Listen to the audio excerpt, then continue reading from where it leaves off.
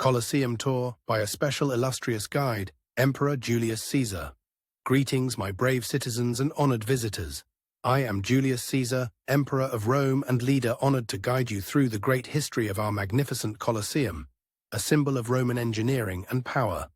Not only a warrior and conqueror, but also a man of culture and entertainment. I have always believed that Rome's greatness lies in its ability to entertain and inspire.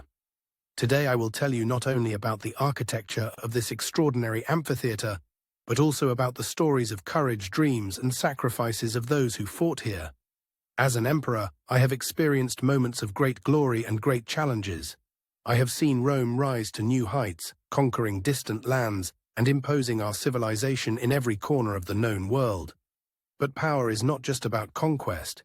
It is essential to unite the people through culture and entertainment. And the Colosseum represents all of this, the beginning of the visit.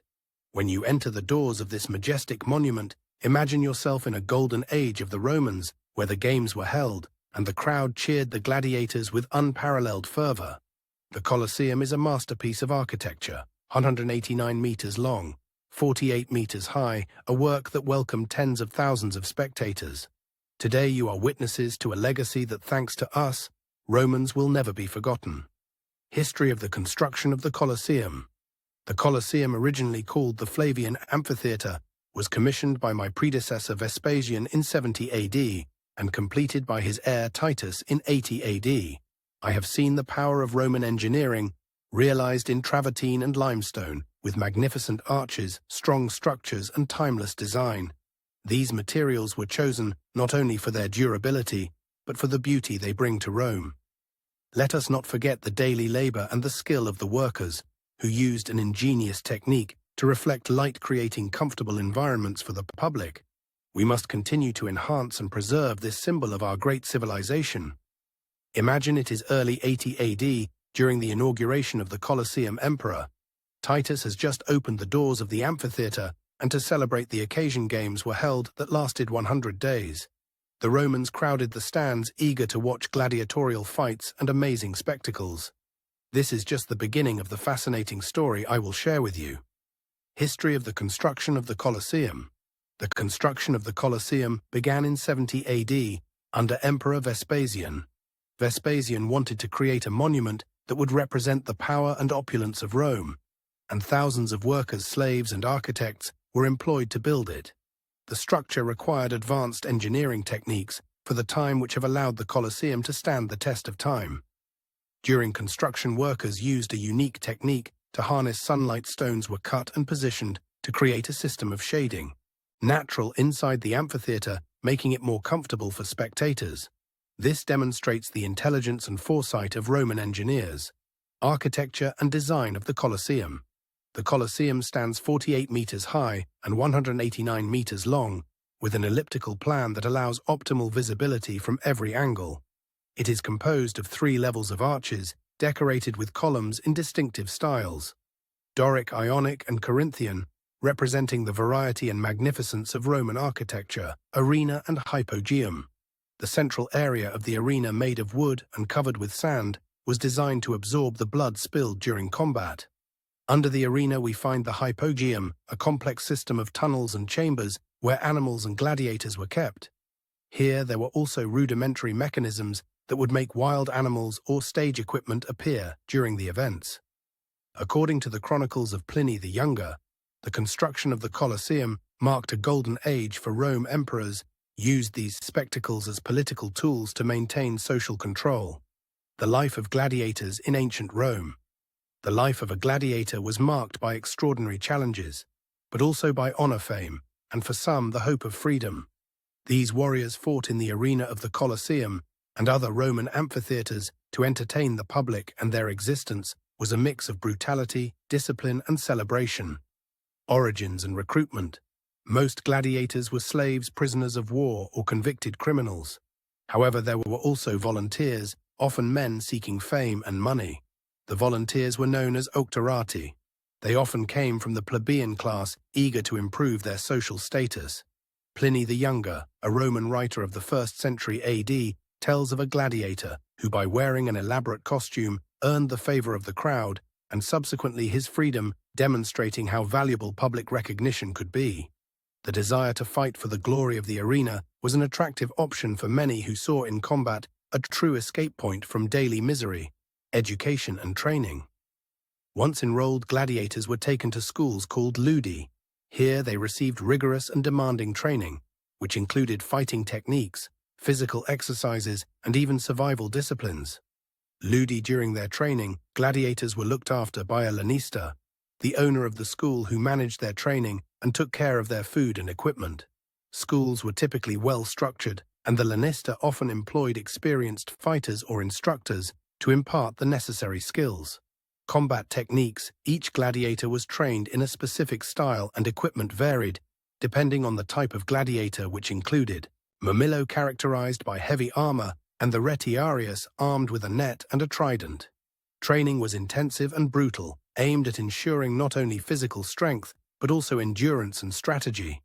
Gladiators often lived in rigidly disciplined conditions. They followed specific diets, which included large amounts of carbohydrates for energy. Some modern scholars argue that, contrary to the stereotypical image of gladiators as hungry, muscular men, these athletes were actually well-nourished and controlled.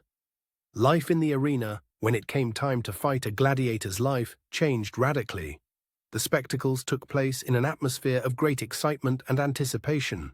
The gladiator had to face not only his opponent, but also the thrill of the crowd. Pre-fight rituals. Before entering the arena, gladiators would take part in rituals and ceremonies. Many were said to call upon the gods for success and protection.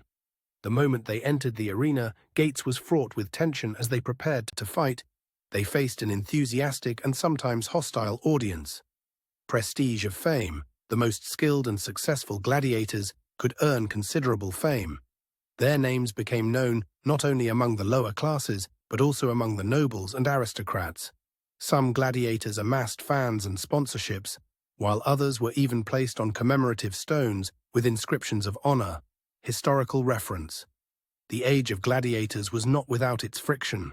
Famous rivalries, such as that between Priscus and Valentinus, became legendary. Both figures gained a vast reputation that transcended the.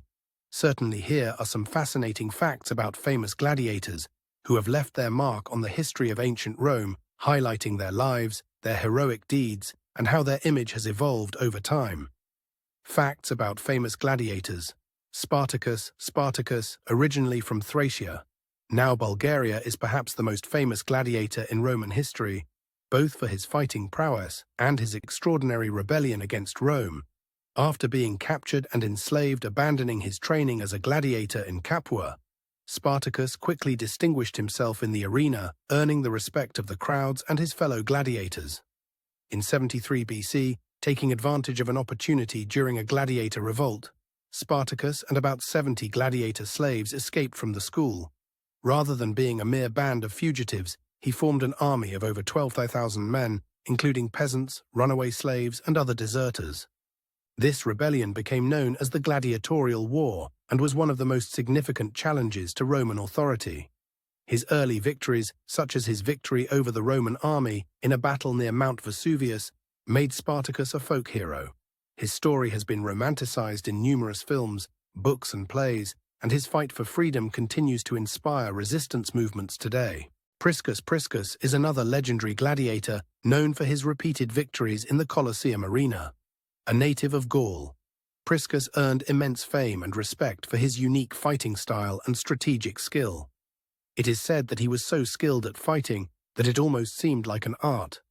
One of the most exciting stories about Priscus concerns his famous encounter with Valentinus, another very famous and well-regarded gladiator. The two faced each other in a series of fights that became landmarks in gladiatorial history. At the end of the last duel, the audience demanded that both men be spared. This event not only demonstrated the ability of both men in combat, but also the power of the public to influence the decisions of the emperors. Both were greeted with honor and respect, becoming true celebrities in the Roman Empire. Historical reference. Priscus's famous description is found in an ancient inscription that praises his ability, saying he was miraculously gifted, a poetic interpretation of his talent that demonstrates how much he was revered by his contemporaries. Crixus. Crixus was a Gallic gladiator known for his incredible strength and indomitable spirit. Often dubbed the gladiator of Sparta, Crixus became Spartacus's right-hand man during the revolt. He distinguished himself with his skill with the sword and his fierce determination in the arena, earning the respect of his fellow gladiators. During the revolt, Crixus demonstrated charisma and leadership, becoming a symbol of hope for slaves seeking freedom.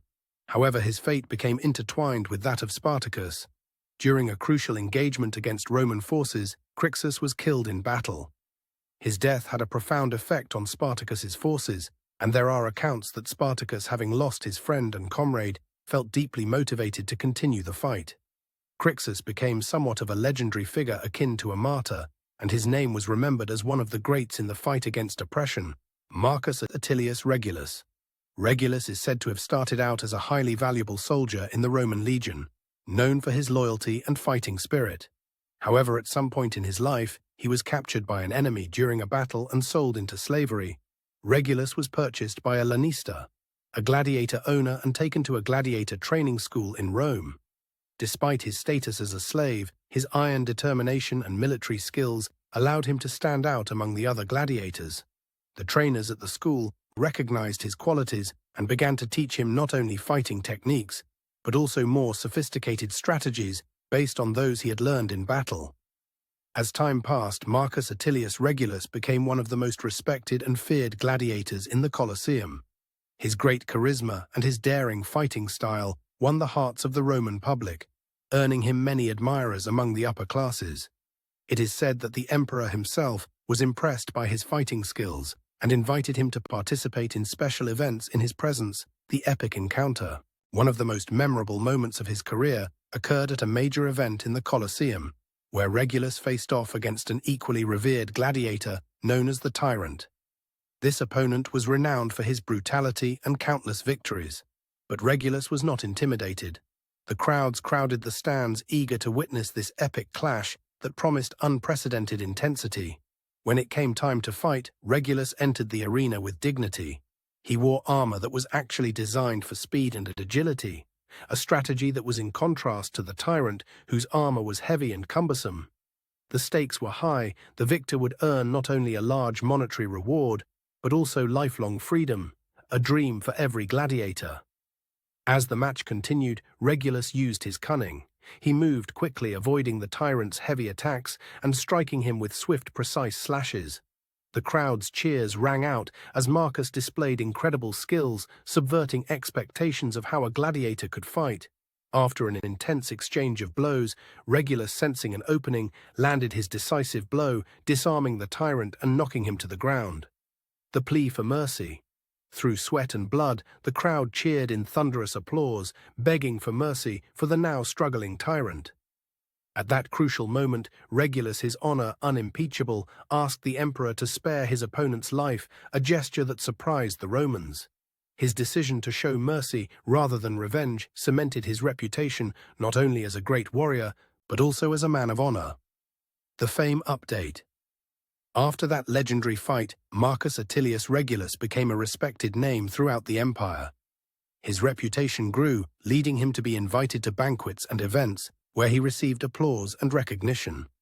Although he remained a gladiator, his status began to change, no longer just a fighter, but a symbol of virtue and courage. Regulus continued to fight, but his special connection with the crowd eventually evolved beyond the arena.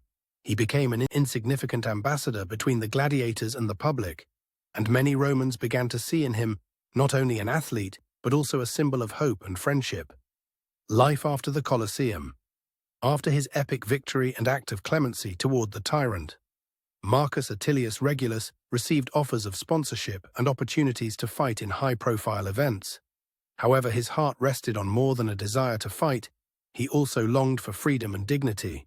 Emboldened by his popularity, Regulus began to wonder if there was a way out of the life of a gladiator. One day, while pondering his aspirations, he was visited by a group of influential Roman patricians. These nobles, impressed by his uprightness and courage in the arena, offered to purchase his freedom in exchange for his vow to serve Rome in another way. As a teacher and mentor to young gladiators, Regulus explored this opportunity, seeing in it a chance to be like those who had respected him as a fighter, not only for spectacle, but as an educator.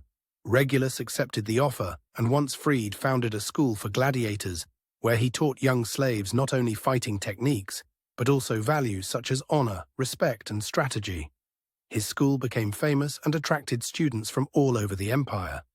Regulus firmly believed that gladiators could be educated to be better warriors, but also better men.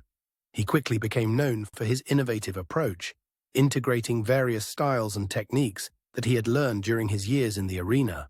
He did not remain only a teacher, but also became a reference figure in the gladiatorial community, advocating and promoting the rights and well-being of his students.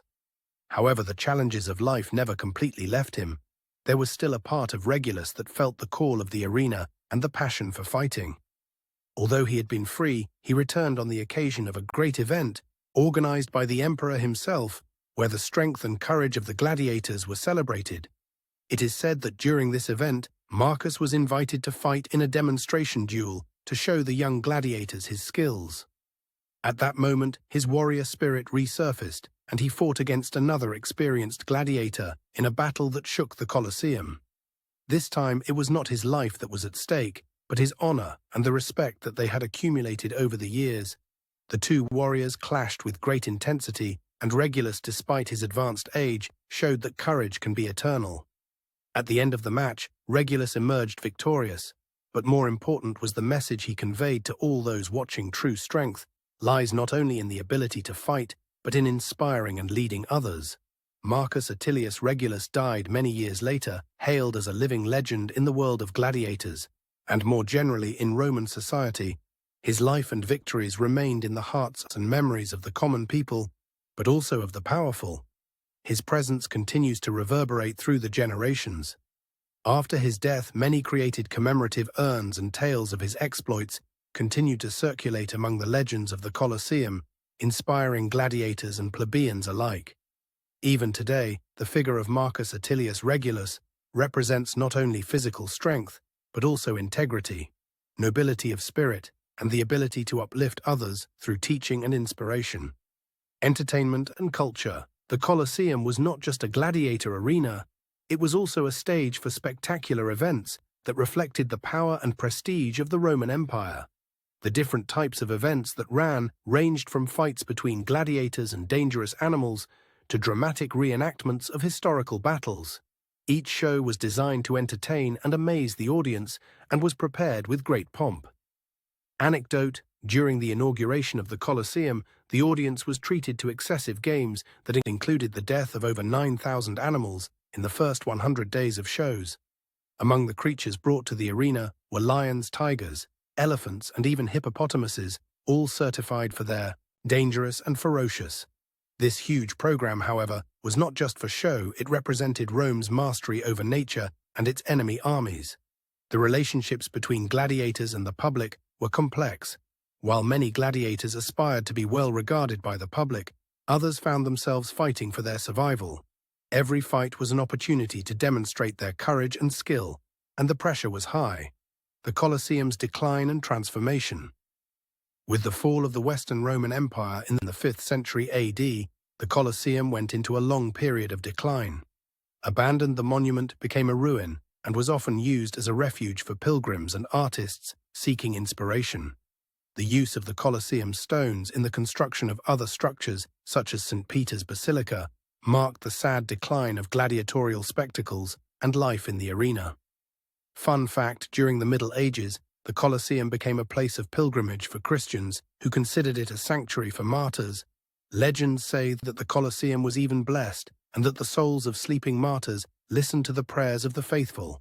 This spiritual transition helped preserve the Colosseum as a significant space in Roman culture and religion, restoration and rebirth. It was not until the Renaissance that the Colosseum began to receive attention as a symbol of the ancient splendor of Rome. Its decaying state was placed under the protection of artists and writers who celebrated it in their works. The growing awareness of its cultural value led to an increase in restoration and recovery work. Historical reference: in 1749, Pope Benedict XIV proclaimed the Colosseum a sanctuary to Christian martyrs, thus promoting its cultural and spiritual rehabilitation. This gesture marked a major shift in the perception of the monument, from an arena of entertainment to a place of veneration and reflection. The Colosseum in the modern world today. The Colosseum is one of the most visited archaeological sites in the world, receiving over 7 million visitors each year. The Colosseum is so recognizable that it has become a global symbol of the city of Rome and of the entire Italian cultural heritage. Historical reference: in 1980, the Colosseum was declared a World Heritage Site by UNESCO, a recognition of its historical and cultural value. This status has led to even greater attention to its preservation and maintenance. Recent restoration and enhancement work on the site has included structural improvements and the implementation of advanced security measures, all aimed at ensuring that the monument can be preserved for future generations. Special events and cultural initiatives. The Colosseum is not just a historical relic, it is a living cultural center that continues to evolve. Every year, cultural events, concerts, and artistic performances are organized. During the Rome Film Festival, for example, the Colosseum is used as an evocative stage for open-air screenings, attracting cinephiles, tourists, and scholars who want to have a unique experience. Anecdote. On the occasion of the International Day of Peace in 2017, the Colosseum was illuminated in blue to symbolize the search for world peace. This event attracted global attention, highlighting the power of the Colosseum as a symbol of hope and unity. It is a perfect example of how history can interact with contemporaneity and continue to inspire positive change. The symbolism of the Colosseum in the modern world. The Colosseum is much more than just a historical structure. It is a symbol of human resilience and the capacity for transformation. In addition to being a witness to Roman imperial power today, it also represents the dynamic balance between past and present art and daily life. Every year, it attracts millions of visitors who not only want to admire its beauty, but also understand its historicity. Contemporary reference. The growing attention towards environmental sustainability has led to the implementation of eco-friendly practices in the maintenance of the Colosseum and in the management of tourism. Initiatives such as the Green Colosseum aim to reduce the environmental impact of the site and raise awareness among visitors of current ecological issues, promoting a message of environmental responsibility. As we prepare to conclude our visit, we reflect on the heroism and sacrifice of those who have passed through its doors over the centuries. From the lives of gladiators who sought fame and freedom to the grandiose spectacles that entertained large crowds, every stone tells a story of greatness, struggle, and challenge. Today, the Colosseum is not just an iconic monument. It is a symbol of human resilience, the capacity for transformation, and the continuous search for purity and justice. We invite you to return here over the years to discover how the Colosseum will continue to tell its stories, to inspire us and connect us with the roots of our history.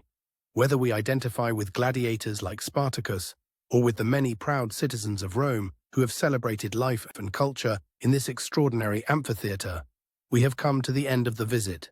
I thank you, brave citizens and noble visitors, for sharing with me this extraordinary journey through the history of the Colosseum. It is my hope that at the end of this visit, you will take with you not only the memory of the grandeur of this architectural marvel, but also a deep appreciation for the great legacy of our Roman culture. May the greatness of Rome continue to inspire you in all your endeavors. Good day to all, and may the favor of the gods always accompany you. Colosseum of Rome. Thank you for watching the video about the Colosseum in Rome. We invite you to follow our YouTube channel About My Italy, where we will be sharing numerous videos dedicated to monuments, cities, and itineraries to explore in Italy. Join us to discover the beauty of this extraordinary country. Feel free to leave a comment and let us know what you would like to see in our next video. YouTube channel About My Italy.